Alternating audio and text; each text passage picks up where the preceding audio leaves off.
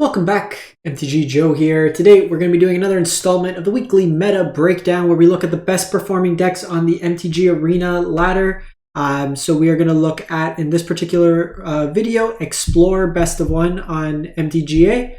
And we are going to be looking at the top performing decks. If you're looking for Best of 3 Explore, Historic formats, Standard formats, check out the video description. You can see the best decks in each of the MTG Arena formats. So if you want something to ladder to Mythic with, or just a new brew, some ideas, see what new cards from new sets are being played, you can always check it out there. We come out with these weekly. So we are getting the data from Untapped GG, what you see on the screen. It's a companion tool that tracks win rate data for users who use the tool, so you could track your own win rates in addition. And it is pretty much free to use the tracking components. There's some stuff that's paywalled, but I'll paste all these deck lists into the video description so you can get started. But if you just want to track your win rates, your collections, everything like that, it's a really useful tool. Link is in the bio. But like I said, I'll paste these deck lists. So we're going to be looking March 21st through the 27th, Platinum to Mythic rank, 36,000 games of Explore Best of 1 played. Now, notably, in this time period, we did have Shadows over Innistrad Remastered come out, so it was an injection of older cards that were missing from the format. The original Innistrad cards that were in the additional kind of sheet, like Snapcaster Mage, are not legal in Explore. Those are historic only in terms of legality. So we'll jump into it, look at the top decks of the week.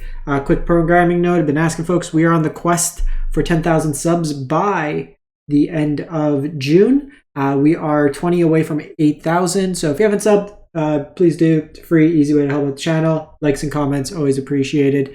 And that's enough it. So top deck of the week is Boros Heroic. This is a 64% win rate, 250 matches. No new cards from the new set. But this is a low allowing count aggro deck. Kind of think your prowess style. You're targeting your own creatures with various spells to give added bonus. So you have things like Favored Hoplite that gets bigger and prevents combat damage dealt to it. All damage dealt to it. So if they try to burn it, you get around that. And this just gets bigger and smacks into your opponent. You have Swiftspear that has prowess to get bigger. Dreadhorde Arcanist lets you flashback things from your graveyard. A lot of cheap spells, which we'll cover.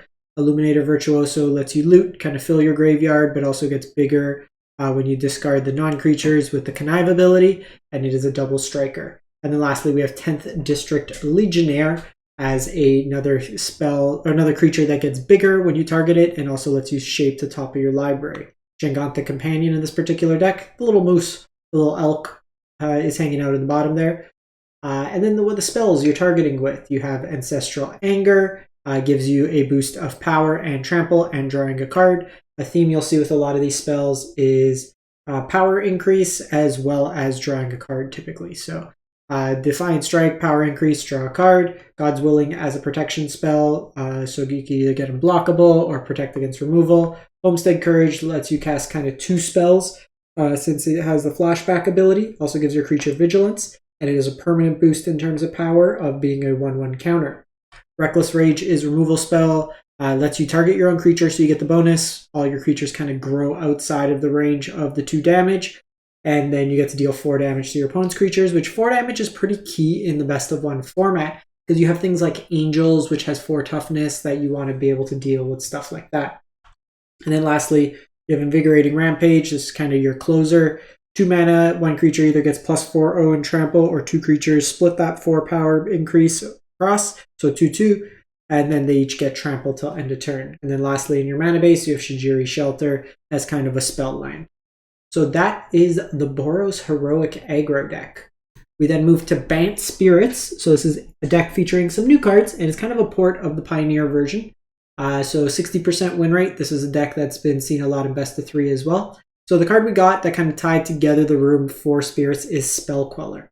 So it's a 3 mana 2/3 flash flying. When a spell is on the stack, so before it resolves, it enters the battlefield. You can exile target spell with mana value 4 or less.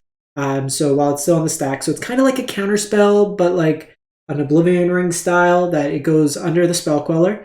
And then when the Spell Queller leaves the battlefield, likely being killed, then your opponent gets to cast that spell again without paying its mana cost. So you kind of delay it. They're going to board wipe you. You could cancel it. And notably, this isn't a counter. So things like Supreme Verdict, you can exile the Supreme Verdict so they don't get the sweeper there. So 2/3 flyer on its own. This list also, now you get access to Skyclave Apparition, which is a spirit. Lets you exile, so you have some removal in your deck. A Pierian Eagle, a bird spirit that gives you a boost in terms of your creatures with flying, which are the majority of your spirits. So that's paired in a Collected Company shell, so that's where the green elements come from.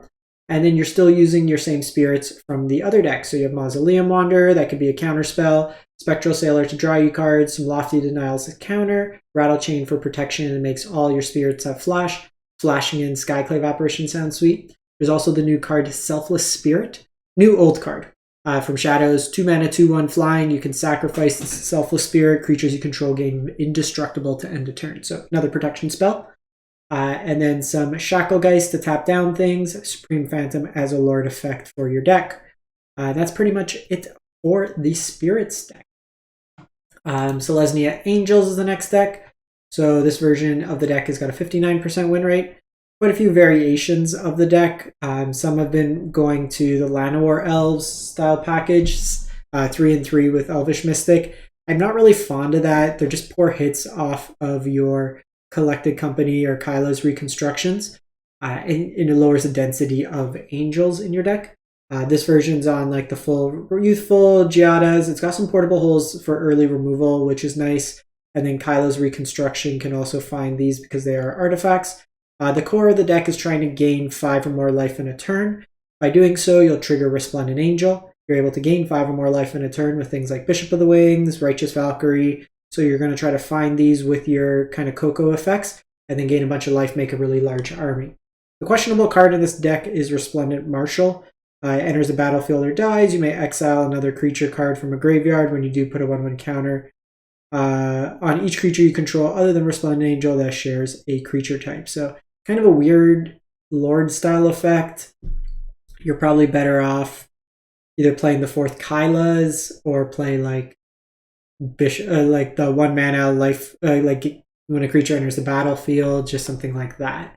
If we look, there's a couple different variations of the Angels deck you can see here. Some will play a Johnny. You're honestly even better off playing Inspiring Overseer. It does more for the deck than that particular, but you'll see like some of them are on the Elvish plan. I'm not too fond of that one, but either you can play in a Johnny, the 4 mana that wipes the board, or you can play like another Inspiring Overseer instead. We then go to mono white humans. So there's kind of 2 versions of this deck. There's the versions with Brave the Elements that give your creatures protection and pseudo unblockable, and then there's the ossification versions that have a little bit more dedicated removal. The core of the deck doesn't differ too much, however. You're a human tribal deck that's looking to spam the board early, lots of cheap, powerful creatures, so like 1 mana 2/1s. Bishop, a Hopeful Initiate gets bigger. The Dauntless Bodyguard can provide protection. The Recruitment Officer's card advantage. Luminarch Aspirant puts counters on your creatures. Thalia to tax, and then Thalia's Lieutenant to put counters on your creatures. We also have Adeline that makes you kind of the army in the can. Just basically your creature's attack generates more creatures. Those creatures trigger the Thalia's Lieutenant, so bada bing, bada boom. Use Brutal Cathar as your kind of removal spell in the deck, and then Extraction Specialist to rebuy. There's a lot of creatures that just enter the battlefield for value, so things like Bodyguard, the Thalia's Lieutenant, even Luminarch, even though it can't attack or block, it still has the passive ability that can be used. There's 3 mana Thalia also printed that taxes opponents' lands and creatures from entering the battlefield. That's a good also answer to things like Greasefang, where even if Greasefang enters, they don't have the base power to crew it without other things in play. And then you got Mutavaults in the mana base, Chefnet Dunes, Castle Ardenvale, and Igancho. So a bunch of utility lands paired with it. From here we go to Azorius Control, Blue-White Control, and this is, as I always call this deck, it's 56% win rate, and it's saying no in a variety of ways. No on the stack, well, you got Censor, Dovin's Veto, Make Disappear, Absorb, all to say no while things are still in the stack. If your opponent does sneak something onto the board, well, you can March of the Otherworldly Light to hit a whole bunch of different card types. You have Fateful Absence as removal, Temporary Lockdown as removal, Supreme Verdict as a sweeper, Wandering Emperor to exile, to Fairy to tuck, and farewell to your opponent's hopes and dreams. Your win conditions, you got Teferi Hero Dominaria, to tuck itself repeatedly, exile all their stuff, Wandering Emperor for tokens, Shark Typhoon to either make cycle a token or just hardcast. Hardcast is the right way. It's not always the right way, but it's the right way at heart. Then you got some castles and utility lands in here. Cohere Companion, you can also just beat down with a 3/2 cat. And then some card advantage spells and Memory Deluge and Behold the Multiverse. You'll see this split here because early turns you can foretell this, and then it's something you can cast off Teferi's untap. You'll notice a number of cards that are interested in being cast at 2 mana, since you get the 2 mana back from Teferi. So lets you cast Teferi and then untap and protect it in the same turn. From here, we go to Abzan Greasefang. So this is the updated version, 55%. And this is kind of ported to the exact version that the Pioneer version's at, and is kind of based off the PT version. So you'll see Scuttlemutt, or Scrapwort Mutt, not Scuttlemutt. Scuttlemutt is a different card. Scrapwort Mutt lets you enter. It's another kind of Rafine's Informant style card. Draw, discard. It can be unearthed for red mana. The only red mana we produce in the deck is from Mana Confluence, so note that. The reason you're playing this is because you do have a Vessel of Nascency and Traverse the Uvenwald, both cards from the new set. So Traverse, if you have Delirium, so 4 or more different card types in your graveyard, it allows you to search for a creature, and that creature will be Greasefang oftentimes.